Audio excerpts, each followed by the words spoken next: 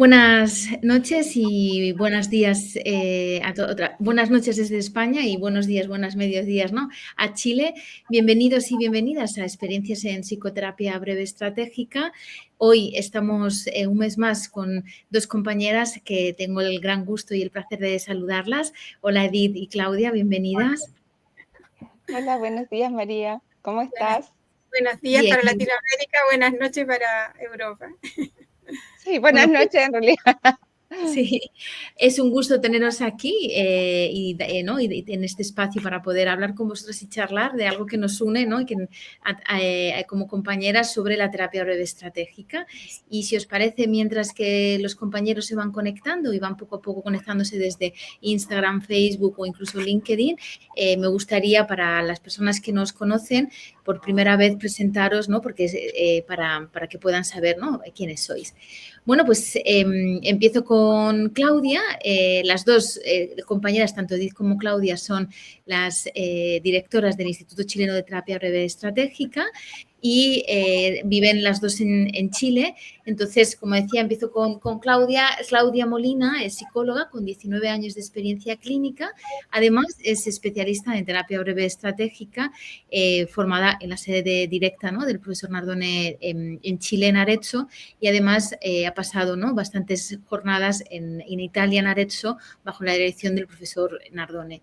Actualmente es cofundadora y codirectora del Instituto Chileno de Terapia Breve Estratégica, junto, como os decía, a la compañera Edith Cueto, y además es afiliada del Centro de Terapia Estratégica. Junto con la compañera, colidera el programa de formación en este modelo terapéutico, y además Claudia es la directora del Centro de Psicología Integral Ergosum, donde guía la gestión y la supervisión clínica de más de 18 psicólogos profesionales de la salud mental. También desempeña como docente universitaria y perito psicológico en la Corte de Apelaciones de Concepción. Cuenta con estudios avanzados en trauma, ansiedad, trastornos alimentarios, trastornos de la personalidad, hipnosis clínica, trabaja con adolescentes, adultos y pareja, y es docente en la universidad. Actualmente está cursando su doctorado en psicología clínica en la Universidad de Buenos Aires. Bueno, Edith, pues ahora doy paso a tu compañera, ¿vale? A Edith. Edith Cueto es psicóloga clínica y además trabajadora social. Se licenció en la Universidad de Arcis en psicología y en trabajo social en la Universidad de Valparaíso. Bueno, el máster, ¿no? Luego, además, es diplomada en gerontología social por la Universidad Católica de Santiago de Chile. Además, es docente universitaria. Ha estudiado neuropsicología, psicoterapia, hipnosis estratégica breve en el Instituto Milton Erickson de Santiago, y además ha realizado tanto el máster de psicoterapia breve estratégica como el máster en comunicación y coaching estratégico bajo el Centro de Terapia Estratégica dirigido por el profesor Giorgio Nardone. Edith trabaja junto con Claudia, codo con codo, como codirectora del Instituto de Terapia Breve Estratégica de Chile, y es la representante, ¿no? oficial del modelo de terapia breve estratégica de Giorgio Nardone en Chile. Además, atiende a un nivel clínico desde este enfoque, es especialista en hipnosis clínica, en evaluación neuropsicológica con adultos, en intervenciones de salud comunitaria y trabajo comunitario. Bueno, pues después de estos grandes currículums, ¿vale? Como os decía, estamos aquí, ¿no? Que hoy es los lunes, ¿no? Hablamos sobre las experiencias en psicoterapia breve estratégica, y hoy en concreto es un tema desde mi punto de vista muy interesante, porque hablamos, como yo digo, de los entresijos, ¿no? y de las pilares, nunca mejor dicho, de la terapia breve estratégica. Entonces, me gustaría poder preguntaros inicialmente qué se entiende cuando nosotros hablamos de los pilares de la terapia breve estratégica. Buenas noches María, ahora te digo bien. Acá en Chile son las 3 de la tarde. Primero que nada agradecer a todas las personas que se encuentran conectadas y contar que hoy día no solo representamos, ¿cierto?, al instituto, sino a toda la comunidad que se está formando en terapia breve estratégica avanzada acá en Chile. Así que un saludo para todos los alumnos, exalumnos, graduados, para todas las personas que están en la comunidad y para los que quieran incorporarse. Con respecto a tu pregunta, María, nosotros encontramos muy interesante, digamos, poder dar a conocer la importancia de los 3 pilares que son para nosotros, ¿cierto? La relación, la comunicación y la estrategia.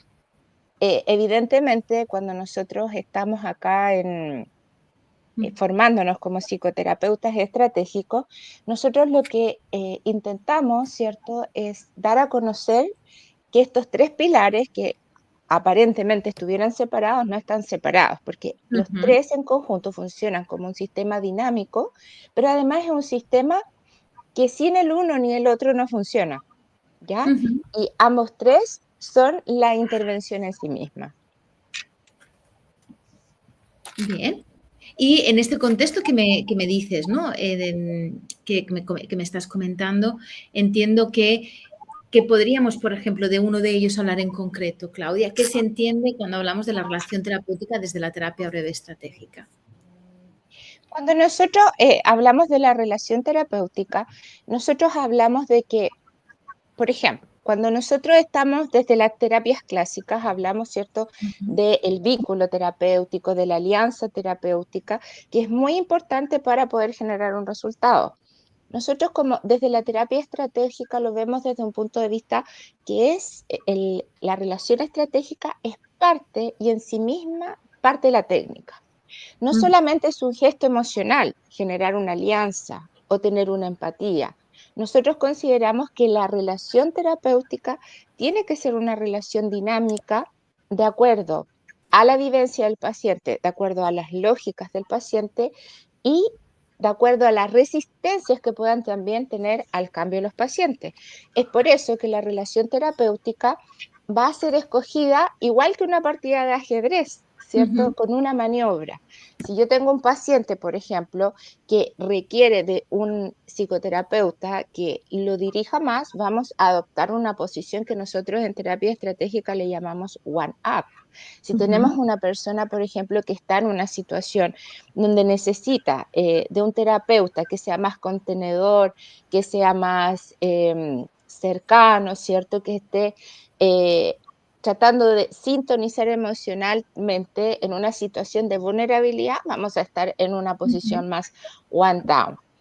Esto genera que al nosotros poder relacionarnos con nuestros pacientes de acuerdo a lo necesario para poder desbloquear de alguna manera lo que nosotros llamamos un sistema perceptivo reactivo rígido, análogo a lo que el DSM-5, perdón, llama que son las patologías, y poder de alguna manera desbloquear también las soluciones intentadas que son fallidas, que nosotros vemos, ¿cierto?, que el paciente tiene un problema y conocemos el problema a través de sus soluciones, pero para poder desbloquear, para poder nosotros mejorar a nuestro paciente, nosotros necesitamos de alguna manera bloquear estas soluciones intentadas fallidas, que son petición de ayuda, evitar, muchas veces controlar, hablar mucho del problema, que son situaciones que alimentan el problema en vez de eliminarlo. Entre otros, porque hay muchas otras soluciones intentadas fallidas, ¿verdad? Entonces, desde ese punto también hay algo súper importante en la relación terapéutica, que es la sintonía con el paciente. En la terapia breve estratégica, colegas, nosotros nos hablamos de la empatía. Si bien la empatía es un constructo que se utiliza desde la terapia, ¿cierto?, la psicoterapia clásica, la empatía se habla como el ponerte en los zapatos del otro, el ponerte en el lugar del otro. Si bien la sintonía es muy parecida, la sintonía emocional lo que habla es que nosotros tenemos que ponernos, alinearnos a la emoción del paciente, pero sin que esa emoción a nosotros nos inunde o nos desborde, y en la cual nosotros perdamos el control de la terapia. Que cuando un paciente nos viene a buscar a nosotros como psicoterapeuta, no solo viene a buscar una persona que te contenga, sino que también viene a buscar una persona que genere una intervención que genere un proceso de cambio, una intervención para la cual tenemos que entrenarnos. Entonces, si yo me desbordo, esa es la gran diferencia. En la empatía yo puedo llegar a desbordarme de emoción. En la sintonía yo me alineo. Y desde ahí, sin perder el control de la situación, de la terapia o la guía, la dirección, yo intervengo. Vale, bien. Entonces, en esta ¿no? En esta parte que nos estabas explicando, entiendo, Claudia, que cuando, por ejemplo, mencionabas, ¿no?, que la relación terapéutica desde el modelo de terapia estratégica no es solamente un vínculo, ¿no?, sino que es una intervención en sí misma, ¿no? Entonces, ¿podrías contarnos cómo un terapeuta puede entrenarse para que esa sintonía emocional sea buena sin perder la dirección estratégica del proceso? Bueno, desde el modelo terapéutico de Ujú. TV avanzada del profesor Giorgio Nardone y el equipo del CTS Arezzo Italia, el entrenamiento es un entrenamiento en el cual se entrena en lo que es la relación, que es lo que hablábamos de entender las posiciones que nosotros como terapeutas debemos tener frente al paciente, la comunicación, nosotros utilizamos una forma de comunicarnos a través de un lenguaje que es performativo, ¿cierto? Que es un lenguaje que en sí mismo cambia, no solamente un lenguaje para explicar, sino que es un lenguaje que de manera indirecta, ¿cierto? Genera evocaciones en los pacientes que cambian la forma de sentir. Es decir, nuestro lenguaje, que es persuasivo, muchas veces hablamos desde un lenguaje hipnótico sin trance, que es sugestivo, y también desde muchas veces un lenguaje que también a veces es más Ujú. combinatorio, es decir, que damos instrucciones, pero después de haber generado el desbloqueo, la evocación de la emoción que estaba bloqueada, Ujú. nosotros pasamos a tener, ¿cierto? Eh, Vamos directo al sistema límbico, que es el sistema de las emociones. Generalmente cuando mis pacientes van a mi consulta, yo antes de intervenir les explico. Nosotros tenemos las emociones o huellas némicas emocionales o huellas de memoria emocional, no están en nuestro sistema consciente, están en nuestro sistema eh, tras, ¿cierto? Lo que nosotros hacemos voluntariamente. Entonces, desde ahí, nosotros vamos a ese lugar donde están las emociones a través, ¿cierto?, de la relación con el paciente estratégica, de una Ujú. comunicación y un lenguaje estratégico, a desbloquear y a intervenir en la emoción, ¿ya? Cuando intervenimos en esa emoción, Ujú. finalmente lo que hacemos es poder generar el cambio y posteriormente, cuando ya estamos en una fase de la terapia, Ujú. donde se genera el cambio terapéutico a través de una experiencia emocional correctiva, ya que fue provocada a través de imágenes evocativas, aforismos, metáforas, ¿cierto? El paciente toma conciencia de su problema, de su solución fallida y trabajamos con un lenguaje que es más declarativo, que es más explicativo, donde le Ujú. podemos explicar al paciente por qué pasó dicha situación. Y por eso ocupamos también las prescripciones, que es parte de la joya, digamos, de la TV, que es el diálogo estratégico. Vale, bien. Ahora, pero por ejemplo, ahora hablabas de un lenguaje performativo, ¿no?, o un lenguaje combinatorio y también del poder, ¿no?, sugestivo de este propio lenguaje.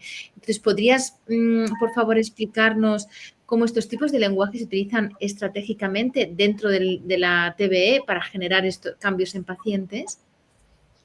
Bueno, nosotros utilizamos un lenguaje que es indirecto, lo que explicaba Ujú. recién, que es un lenguaje que en el fondo tiene que tener un bagaje un poco cultural, conocer cierto sobre estratagemas, conocer sobre aforismos, sobre metáforas, que puedan evocar en el paciente de una manera que sea como más sutil, por decirlo así, Ujú. no tan impositiva o directiva, porque no le podemos decir efectivamente al paciente qué va a hacer, porque nuestra mente es paradójica. Al paciente le puede estar pidiendo algo y aparece de inmediato la oposición. Entonces, la idea es que siempre la responsabilidad del descubrir, del investigar y del entender lo que le pasa al paciente está en el paciente, no está en uno como terapeuta. Entonces, con este lenguaje sutil, nosotros lo que hacemos es evocar el cambio en la sensación para Ujú. que, ¡pum!, se genere el desbloqueo. Por ejemplo, cuando nosotros tenemos un caso de un paciente que tiene miedo, ¿ya?, a enfrentarse a una situación, por ejemplo, a hablar en público, a una fobia social, ¿cierto? Un miedo a conectarse con personas. Nosotros, o miedo a la altura, nosotros usamos un aforismo que me encanta, lo trabajamos mucho en los máster, que es el de los sumerios, ¿cierto? Que dice, el miedo, Ujú. ¿cierto?, evitado, ¿en qué se convierte? En pánico. Un miedo mirado a la cara o enfrentado se convierte en valor. Ujú. per se ya el escuchar eso genera algo, ¿cierto? Genera una sensación de que yo como paciente tengo que elegir una alternativa. ¿Y cuál será nuestra alternativa? Generalmente los pacientes dicen, el miedo mirado a la cara se convierte en valor. Y entienden perfectamente que lo que yo debo hacer es enfrentar, Ujú. ¿cierto? Ese miedo. De esa manera, el lenguaje que es más bien evocativo va a permitir entrar a este lugar, ¿cierto? Ujú. Donde no podemos acceder de manera consciente para hacerlo consciente y luego trabajarlo de manera más consciente. Vale, muy bien. Gracias, Claudia. Ujú, Entonces ujú, entiendo en este contexto, ¿no? Que ¿no? Estamos hablando de muchos conceptos, ¿no? Que son importantes para lo que es una ujú. aplicación, ¿no? De lo que es un modelo de intervención para diferentes patologías y esto implica, ¿no? Que nuestro, el enfoque, ¿no? La epistemología de nuestro enfoque tiene, ¿no? Unas bases igualmente y una parte, ¿no? de filosofía, ¿no? Detrás de alguna forma y entonces, ¿podéis explicarnos cuál es la principal diferencia filosófica o epistemológica dentro de la terapia breve estratégica de Nardone y otros enfoques terapéuticos?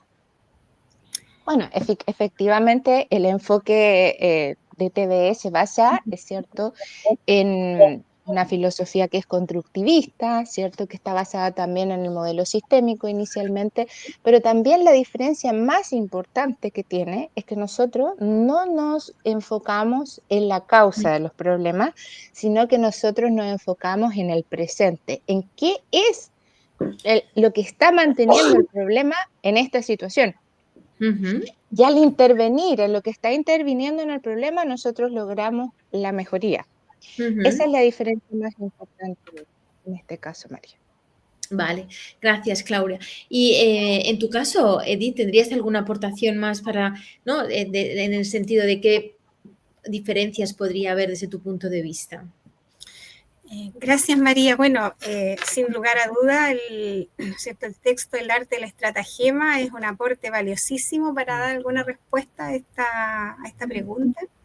Y ahí, ¿no es cierto?, el profesor Nardone pone tres fuentes que son muy importantes. Una son los sofistas, ¿no es cierto?, con su retórica y su oratoria persuasiva, que construían, ¿no es cierto?, relatos para Ujú, convencer, para modificar, ¿no es cierto?, el comportamiento de los otros en una época de la Atenas, ¿no es cierto?, vencer al imperio persa. Entonces la ujú. cosa democrática y las conversaciones y los diálogos políticos eran sumamente ¿no es cierto?, recurridos, y los sofistas eran contratados para generar relatos convincentes. Y Ujú, al horror de Sócrates, ¿no es cierto?, que decía que los sofistas cobraban. ujú. Bueno, está también el arte de Metis, la Sí. diosa, ¿no es cierto?, esposa de Zeus, que finalmente decide tragársela por su astucia y habilidad, porque representaba una amenaza. Y también, ¿no es cierto?, está lo de las filosofías orientales, con el arte, ¿no es Ujú. cierto?, de vencer sin combatir. Eso en el campo más filosófico, diría yo. Y en el Vale. campo más epistemológico comparto con Claudia, ¿no es cierto?, esta idea del constructivismo, que es muy Ujú. importante diferenciarla del construccionismo, ¿ya? Porque el constructivismo acepta que la realidad existe, pero hay perspectivas, o sea, los significados, lo que yo percibo es distinto. El construccionismo tiene que ver con que el lenguaje crea la realidad en la medida que hablamos. Entonces, la Vale. postura del modelo es constructivista. ¿Y esto qué significa? De que podemos estar mirando el mismo fenómeno, el mismo problema, y vamos siempre a interpretarlo de distintas maneras. De hecho, sufrimos no por los hechos, sino por la interpretación que le damos a ellos. Ujú. Y, y lo interesante, porque es importante esta parte filosófica y epistemológica, que a veces yo hago clases en la universidad, a los estudiantes les resulta un poco como que está de más, porque es la única manera de instalarse desde una postura, ¿no es cierto?, estratégica, filosófico-epistemológica, y poder entender las prescripciones, las estratagemas, etcétera. O sea, es en el fondo el sentido que se les da y el fundamento. Eso Cierto. permite que a nivel, ¿no es cierto?, de los procesos ya metodológicos clínicos y metodológicos investigativos, podamos entender las estratagemas y las prescripciones. Y por otro lado, podamos entender como técnica que hace corazón en estos procesos, que es el método de investigación-acción, que conversábamos con Claudia, que yo le decía que me interesaba hablar de eso, porque esto permite que nuestra terapia sea autocorrectiva. O sea, nosotros cuando prescribimos, damos una indicación orientada a mover las soluciones intentadas, ¿no es cierto?, fallidas, reiterativas y recurrentes, que son el verdadero problema que abordamos, para que la persona, ¿no es cierto?, desarrolle una experiencia emocional correctiva. Cuando la persona vuelve, nosotros podemos investigar si la prescripción cumplió el objetivo de lo que estábamos esperando, que es el desbloqueo o, ¿no es cierto?, la apertura a un nuevo cambio.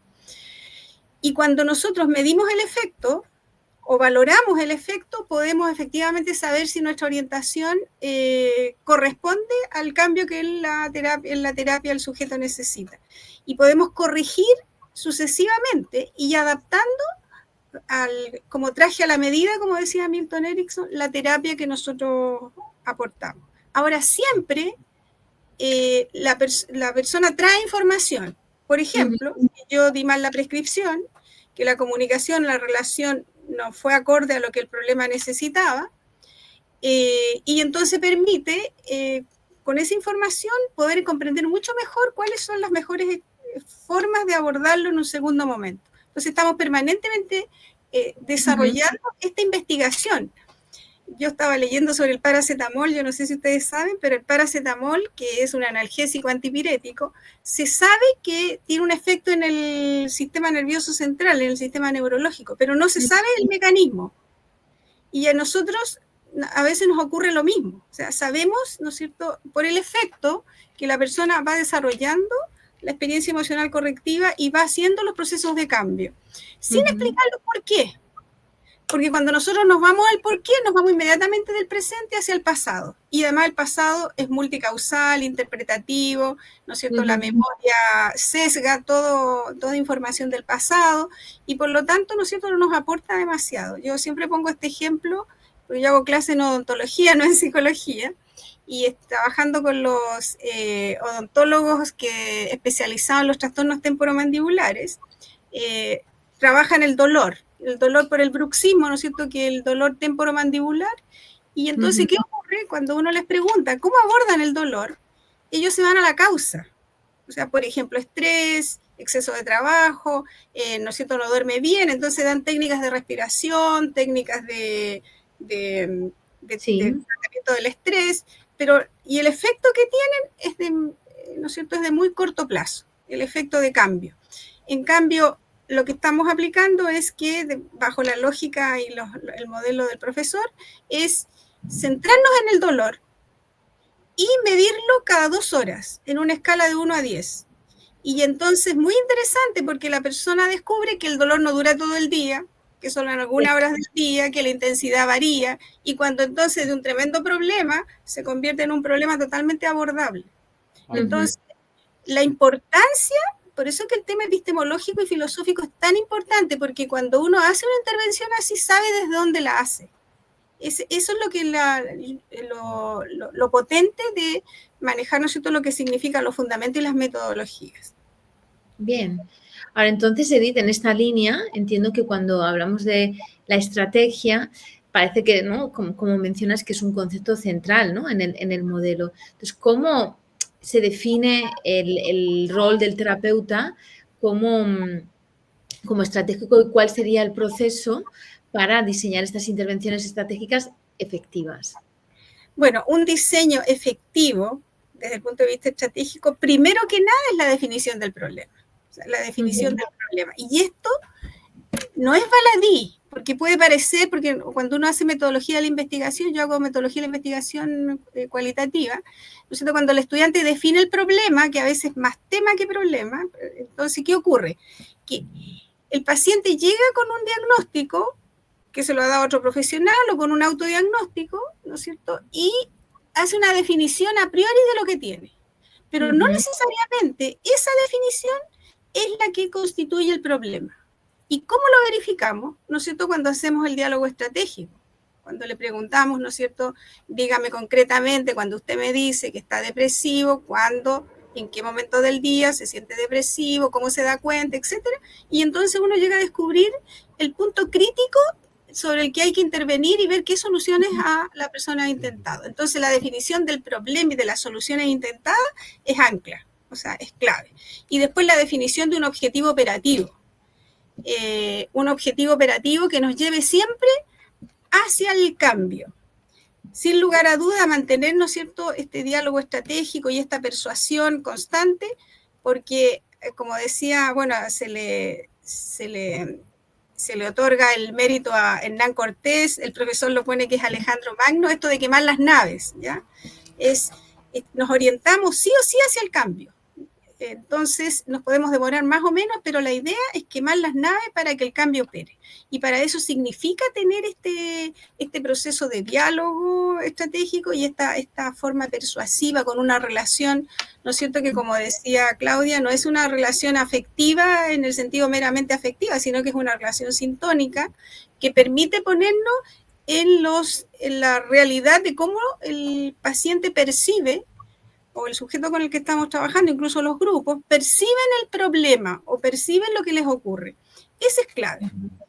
En el último máster veíamos trabajar al profesor y, bueno, cada vez que uno lo ve, siempre descubre algo que no había entendido. Y era maravilloso ver un trabajo, pero de joyería, de cómo la persona iba diciendo, ¿no es cierto?, iba presentando su problema y a partir de la forma de lo que decía la persona, él iba construyendo el diálogo y por tanto iba quemando las naves, ¿ya? Y la persona iba acercándose paulatinamente a la posibilidad del cambio. Entonces, cuando da la prescripción, es totalmente, ¿no es cierto?, necesaria. O sea, y la persona la acepta y la realiza convincentemente, ¿ya? Y logra el efecto. Vale. Y entonces entiendo que en esta línea las estrategias se diseñan, como dices, en ese coloquio, ¿no? En ese diálogo que vas descubriendo poco a poco y finalmente, ¿no?, hace que el descubrimiento, la definición del problema te permita encontrar la estrategia adecuada. ¿Es así? Exactamente, porque uno de los elementos clave y que, ¿no es cierto?, los sofistas nos aportan desde ese lugar es la flexibilidad, ¿ya? Ser, como nos decían, ¿no es cierto?, en el máster, flexible en la rigidez y rígido en la flexibilidad. Entonces, la flexibilidad. Entonces, ¿qué es lo que ocurre? Que la idea es que uno vaya adaptando los procesos terapéuticos al requerimiento del problema. Entonces, para mí la flexibilidad es clave. Porque uno tiende, especialmente cuando uno está en las primeras etapas, a tener una idea de lo que son las cosas y a veces, ¿no es cierto?, da sus pareceres o sus percepciones y ese proceso tú descubres después en lo terapéutico que interrumpe el proceso del paciente. Entonces es sumamente interesante porque en realidad cómo vamos adaptando la técnica y vamos adaptando las prescripciones al diálogo, etcétera, que el paciente necesita.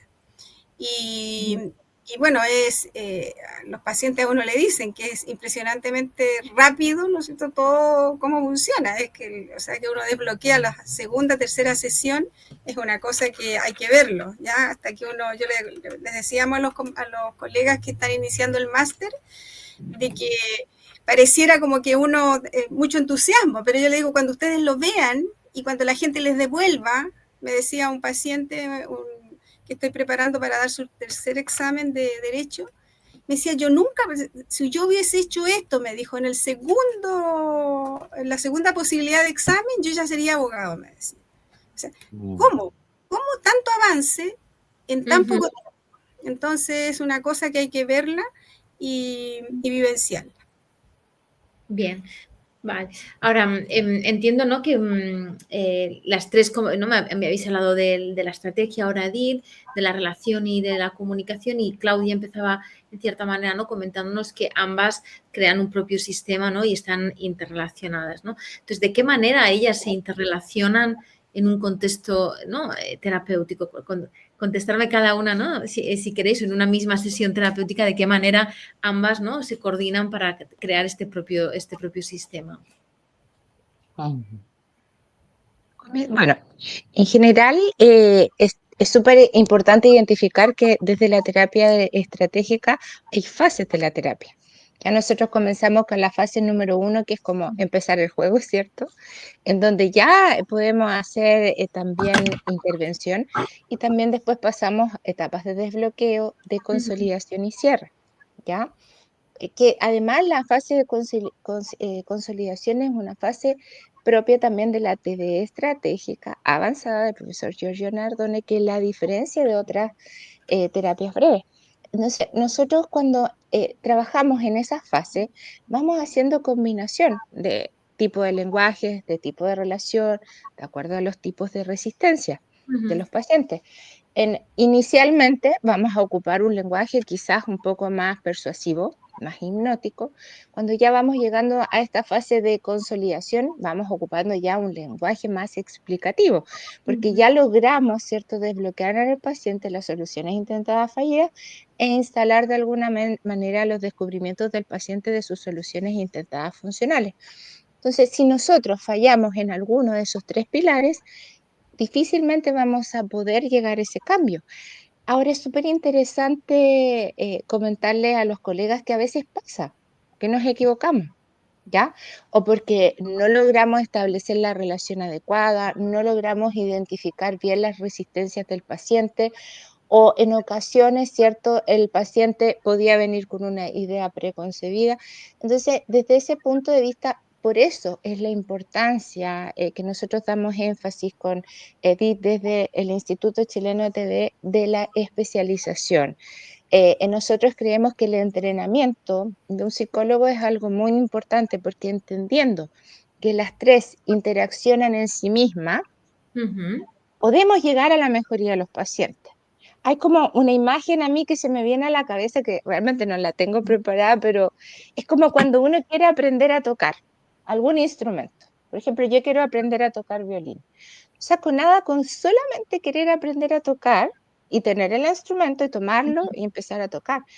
Yo necesito tener la motivación, necesito tener de alguna manera, ¿cierto? Eh, aprender la técnica de tocar el violín una y otra vez, entrenarme fuertemente para después tomar el violín, poder, ¿cierto?, tocarlo y después crear melodías.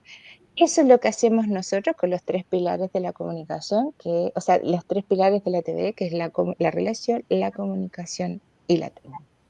Vale. Bien, gracias, Claudia. En tu caso, Edith, dirías cómo crees que se hace este engranaje, ¿no? Para que, como decía Claudia, ¿no? Pueda sonar una música, ¿no? Una melodía con cada paciente. Bueno, yo creo que se articulan en los Ujú, protocolos que cada patología, ¿no es cierto?, para cada patología que se tiene diseñado.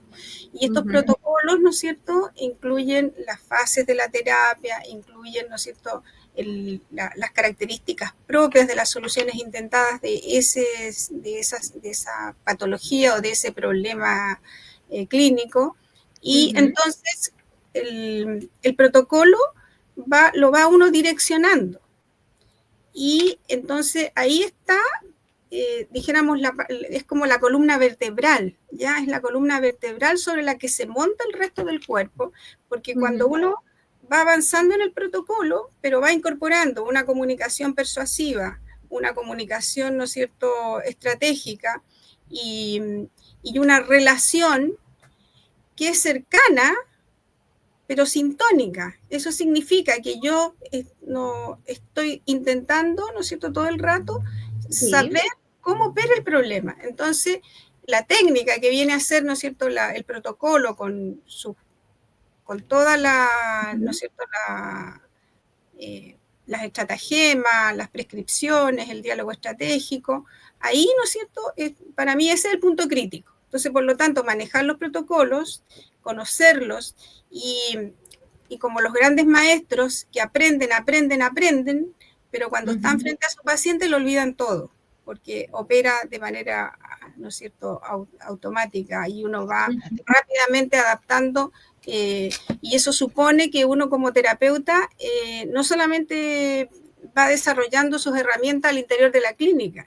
También el modelo, y es una cosa que todos compartimos, nos ha transformado en la forma en que nos relacionamos con la cotidianidad, ¿no es cierto?, con nuestros campos profesionales, porque involucra una mirada distinta, una manera de entender los diálogos, las argumentaciones de una manera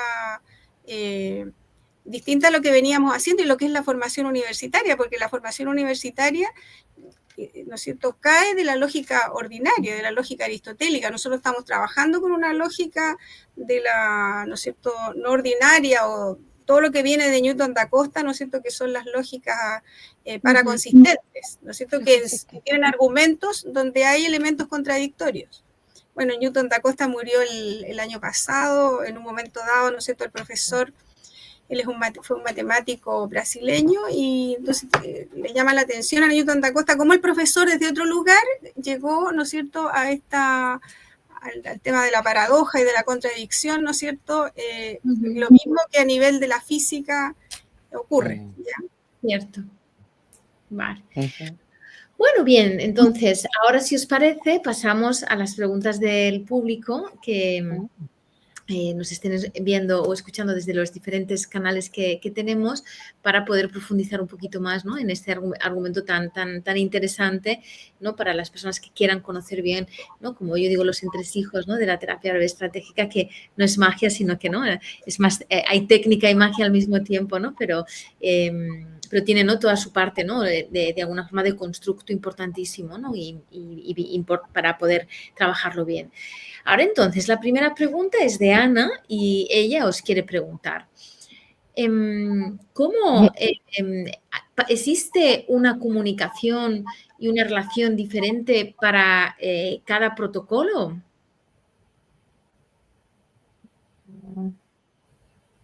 Bueno, más que cada protocolo, la comunicación va variando.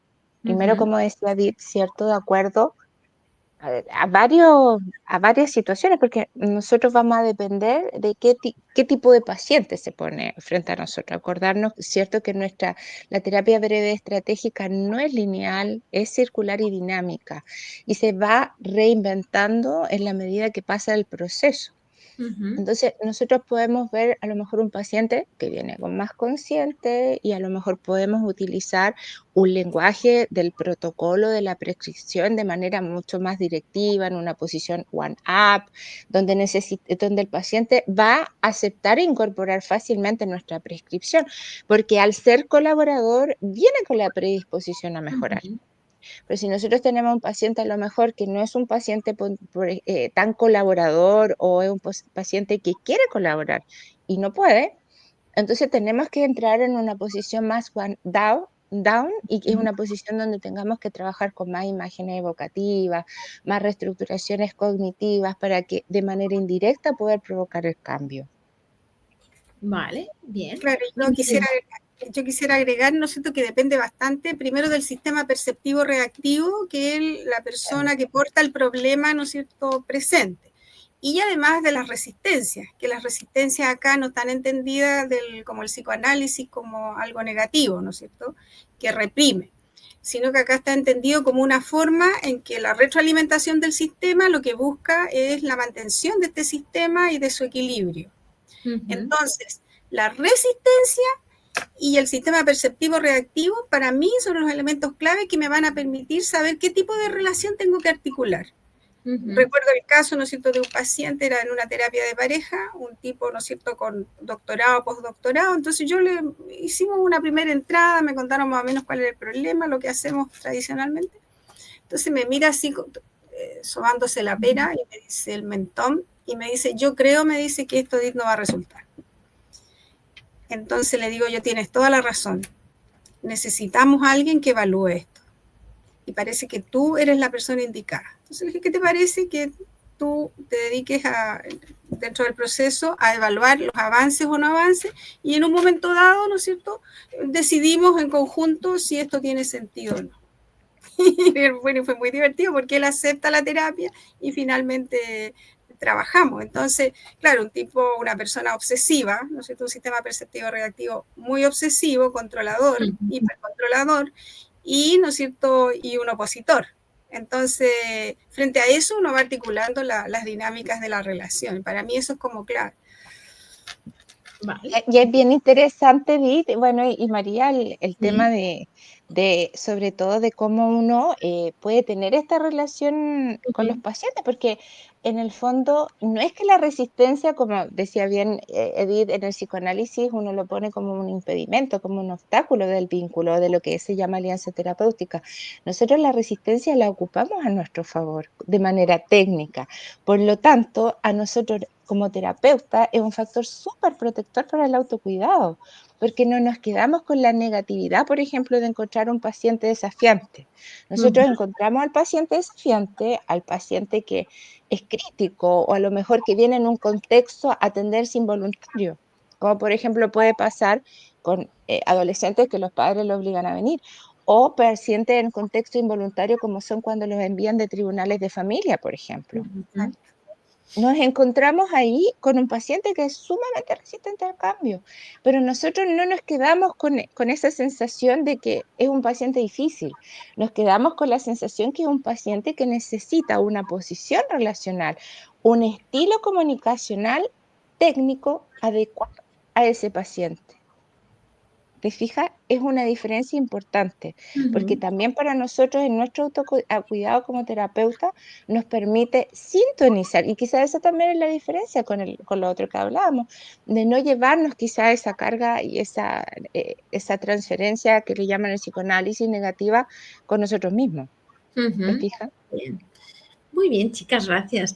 Ahora, entonces continuamos, ¿vale? Por otra parte, Antonio quiere preguntaros si, cómo saber que un protocolo de los que mencionabais está funcionando cuando estamos enfrente de un paciente en tratamiento terapéutico.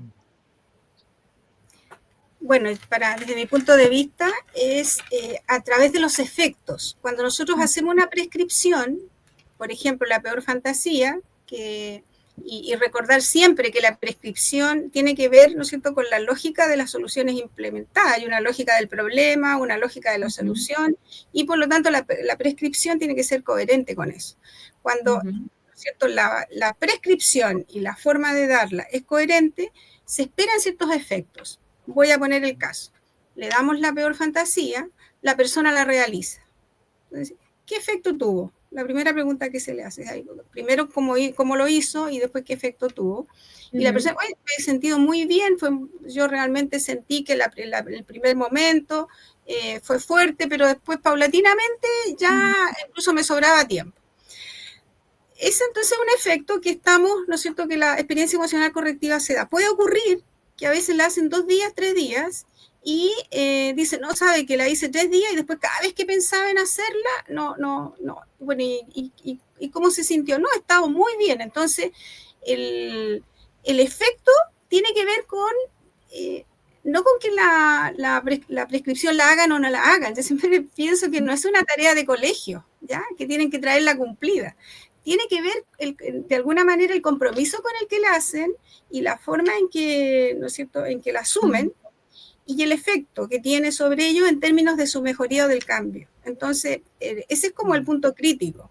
Por lo tanto, cuando el paciente vuelve, lo primero que uno hace es preguntar por la prescripción para ver si uno va avanzando. Y si no están los efectos esperados, que están diseñados ya en los protocolos, entonces uno empieza a preguntarse dónde estuvo la falla, porque siempre la falla está en uno como terapeuta, no en el paciente ni en el sistema. Entonces, y eso es lo que hablaba, ¿no es cierto?, recién, que como es autocorrectivo, yo puedo rápidamente revisar nuevamente en el diálogo estratégico, hacer el ejercicio y verificar si la forma en que estaban definidos el problema y la solución, o sea, y los objetivos, eran lo adecuado para el problema que presenta el paciente.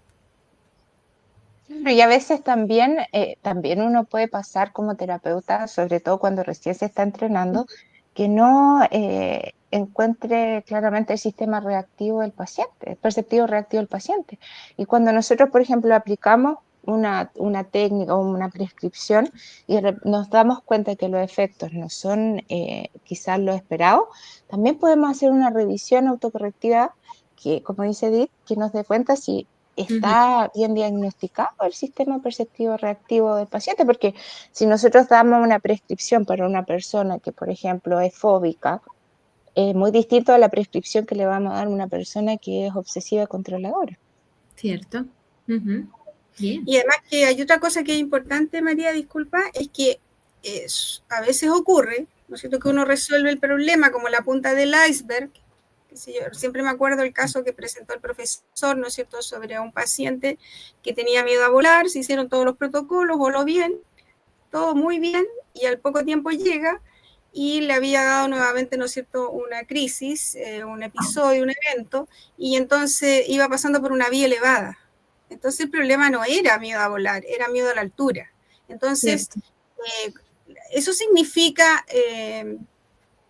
estar, dijéramos, muy pendiente o muy cerciorarse muy bien del problema que uno está tratando. Y a veces también ocurre, como en las anorexias, que después de la anorexia suele ocurrir una bulimia y que en el fondo van apareciendo después problemas concomitantes. Entonces, las dinámicas ahí es muy importante ver qué es lo que está jugando ahí cuando se dan las prescripciones y los efectos que se logran. Bien. Muy bien, pues continuamos, ¿vale? Por otra parte, Laura quiere preguntar si hablamos de la comunicación, hablamos de la relación y hablamos de la estrategia, en este contexto, cuando uno está aprendiendo, ¿qué es por lo primero que empieza? Buena pregunta. Es complicado porque en el fondo hablamos de un sistema ya que se va entretejiendo. Evidentemente en las primeras clases, ¿cierto? La introducción, se van a hablar de los constructos más importantes que debemos conocer. Iniciamos, ¿cierto? Desde un campo más teórico para entender los constructos y después, evidentemente, vamos interrelacionándolo, haciendo un proceso como más dinámico, más movible, ¿cierto? Pero en el caso inicial, tenemos que conocer los tres constructos a la vez porque en el fondo se van interrelacionando todo el tiempo. Entonces, si en el fondo trabajamos uno y no trabajamos el otro, vamos dejando de entender qué significa la terapia breve estratégica avanzada. ¿Te fijas? Para mí, por lo menos lo que fue mi experiencia, porque puedo hablar de eso, la definición del problema era lo que me cautivaba a mí. Porque, ¿no es cierto? Ya uno cuando uno llega al máster ya tiene experiencia y tiene currículum como psicóloga clínica, entonces ya está un poco más entrenado. Entonces, claro, porque yo cuando trabajaba antes, la definición del problema no tenía nada que ver como la definimos en el modelo. Entonces, yo sentía que el gran desafío era la definición del problema. Porque cuando lográbamos, o lograba yo, ¿no es cierto?, captar el problema bien, todo lo demás como que se desenvolvía con mucha más facilidad. Pero en cambio, cuando el problema no llegaba, sentía como que uno mira las caras de las personas, las expresiones, ¿no es cierto?, los micromúsculos del rostro, uno, porque como hay una hipnosis sin trance ahí, ¿no es cierto?, en el vínculo terapéutico, uno se da cuenta que las cosas no están funcionando, más allá de lo que la persona diga o no diga. Entonces, si tú me preguntas, la definición clara del problema es para mí el elemento ancla. Y posteriormente, cuando uno ya define claramente el problema, las soluciones intentadas fallidas, que son, ¿no es cierto?, nuestra herramienta de trabajo. Vale. Muy bien, pues gracias. Continuamos igualmente. Pablo os quiere preguntar si dentro de la parte de la estrategia entran y se podrían considerar que encontramos las prescripciones y cómo se puede, de alguna forma, un terapeuta definir por qué elección o prescripción dar a cada paciente. Bueno, yo quiero retornar porque al tema de los protocolos, porque, ¿no es cierto?, a veces nos hemos encontrado con la aplicación, ¿no es cierto?, de ciertas prescripciones como independiente a veces de los protocolos. Y yo creo que es muy importante saber los protocolos, conocerlos y desarrollarlos en los procesos. Entonces, si me preguntan a mí, porque cada protocolo tiene incorporada una estratagema, tiene incorporada, ¿no es cierto?, el diálogo estratégico de qué es lo que hay que preguntar y de cómo ir cerciorándose del problema del cual estábamos hablando, y tiene como, ¿no es cierto?, una evaluación de cambio, y tiene todo el proceso. Entonces, el modelo del profesor Nardone es un modelo que uno tiene que estudiarlo, no es algo que uno puede improvisar. Entonces, aquí uno tiene que dejarse llevar por el maestro, por el modelo, y volverse un experto. ¿Ya? Eso para mí, yo creo que en esto para mí no hay dos lecturas. O sea, si uno no estudia, y por lo tanto, y en eso el profesor ha sido muy pródigo en escribir muchos libros, y son libros además de lectura muy amable. Por lo tanto, uno no puede decir, ¿sabes?, que es un libro que no puedo leer, que no lo entendí. Entonces, yo lo que llamo es a una lectura sistemática, a una, ¿no es cierto?, a una revisión de la mirada que tiene el modelo, de las formas de operar. Entonces, cuando uno ya tiene toda esa información en el cuerpo, entonces uno ver qué es lo que pasa, pero yo creo que no es primero intervenir sin saber. Yo creo que eso, y por eso nosotros, ¿no es cierto?, con Claudia estamos proyectando que el trabajo de formación que estamos implementando en Chile sea un movimiento continuo de profesionalización y profundización del modelo, porque entendemos esto, entendemos que debemos estar, porque además, y lo vimos en Barcelona, ¿no es cierto, María, de Claudia, de las evoluciones del modelo. O sea, tampoco es un modelo que está estático y que nosotros lo aprendimos y lo aplicamos. Es un modelo que se está moviendo y que está adquiriendo siempre nuevas miradas y herramientas. Entonces, involucra saber lo que hay y también ponerse al día en las actualizaciones. Por lo menos esa es mi forma de ver el tema. Vale. En tu caso, Claudia, ¿querrías responder igual al compañero? Sí, lo que pasa es que en el fondo, cuando nosotros trabajamos desde este modelo, es un modelo que no es, o sea, pasa que me ha pasado, digamos, después de estudiarlo, en Chile habían 3 versiones del máster, ahora está la 4ª versión, de personas que estudiaban el modelo de terapia breve estratégica de manera general, ¿cierto? La que viene de Palo Alto, pero no específicamente el aporte también del modelo del profesor Nardone, son los protocolos. Para aplicar los protocolos nosotros necesitamos tener un conocimiento, ¿cierto? Comenzar desde hacer un buen diagnóstico operativo, conocer el sistema perceptivo reactivo de la persona, es decir, cómo percibe, cómo reacciona en la realidad. Nosotros vamos a poder entender qué tipo de protocolo efectuar. Si yo tengo una persona que en el fondo tiene un miedo a alguien y actúa de manera fóbica evitativa, yo voy a saber qué protocolo usar, o si tiene una crisis de pánico versus una persona obsesiva. Pero no es, como dice Edith, y creo que es muy importante ser enfático en esto, no es llegar y tomar un libro del profesor y ponernos a aplicar las técnicas, porque necesitamos tener un entrenamiento. Y ese entrenamiento, y así como también, si llegan los protocolos a mí, como persona que no me he entrenado, llegar y aplicarlo, porque es necesario entender que la forma de que nosotros estudiamos esto es entender que la relación y la comunicación también es una intervención en sí misma y no es espontánea, no es un mero gesto humano, necesita de un entrenamiento. Entonces, por eso que nosotros hablamos de las 3 pilares de la terapia breve estratégica, ¿te fijas? Porque está la relación, cómo yo me posiciono frente a mi paciente, está la comunicación, cómo es el lenguaje que ocupo, de acuerdo al tipo de paciente, al tipo de lógica de mi paciente, usando un mismo lenguaje, creando realidades a través del lenguaje, ¿cierto? Como decía Edith en el constructivismo. Y también, posteriormente, nosotros pasamos, ¿cierto?, a la prescripción, que tiene que ser adecuada para el tipo de paciente y el tipo de sistema perceptivo reactivo que tenga tenga este paciente. Bueno, de hecho se dice, ¿no?, que la prescripción es como un descubrimiento conjunto, ¿no?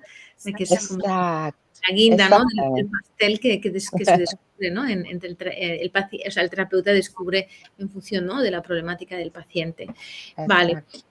Y por curiosidad, ¿algún libro que recomendarais a las personas que nos están escuchando desde, ¿no?, que sean o tanto compañeros como personas que quizás se adentran o empiezan a conocer, ¿no? Y a querer trabajar desde este modelo. ¿Algún libro el que más os ha gustado a vosotras o el que, ¿no? Como dice el compañero Mauro, la lanza de Cupido, el que os ha llegado de alguna manera? Bueno, hay un montón de libros, pues, hay un montón, pero ahí con Edith tratamos de buscar, por lo menos a mí me encanta el arte del cambio, ya yo creo que es como la base de la parte de los constructos teóricos, que creo que es importante que conozcan los chicos. El diálogo estratégico también es muy, muy importante, pero cada libro tiene lo suyo también, pero bueno, idealmente leerlos todos, ¿me entiendes? Ese es mi pensamiento, no sé tú, Edith. ¿Qué piensas tú, Edith? Surcar el mar sin que el cielo lo sepa, yo creo que ese es si queremos hablar de estrategia, ese es el libro madre, dijéramos, conceptualmente, y a mí me encanta y lo he leído varias veces, el arte del estratagema, porque es tan evocador, es tan significativo. Así que yo compartía con Mauro que él decía que tenía que estar en el velador. Así que sí. Vale, pues bueno, ha sido un placer. Os saludaban por aquí algunos compañeros como Cristina, como Ana igualmente. Y nada, ha sido un placer tenernos aquí con nosotros en esta directa. Gracias a todos los espectadores que nos estáis viendo desde igual, ¿no? Como decía, de los diferentes canales. Y espero que nos volvamos a ver pronto, ¿no? Físicamente, pero si no, que sea también de esta otra forma, ¿no? De manera telemática para poder charlar, ¿no? Sobre la terapia estratégica, ¿no? Que es algo yo creo que nos une, ¿no? Y el poder ayudar a tantas personas, ¿no? Como decíais, ¿no? En tiempo tan breve y de una manera tan eficaz como el modelo que trabajamos y que utilizamos. Así que muchísimas gracias, un saludo para todos y para todas y que cuidaros mucho. Gracias, María. Por la invitación. Saludos gracias por invitarnos. Gracias a vosotros. Buena jornada. Igualmente, os mando un abrazo fuerte y nos vemos pronto. Hasta luego. Para ti también. Chao a todos. Chao.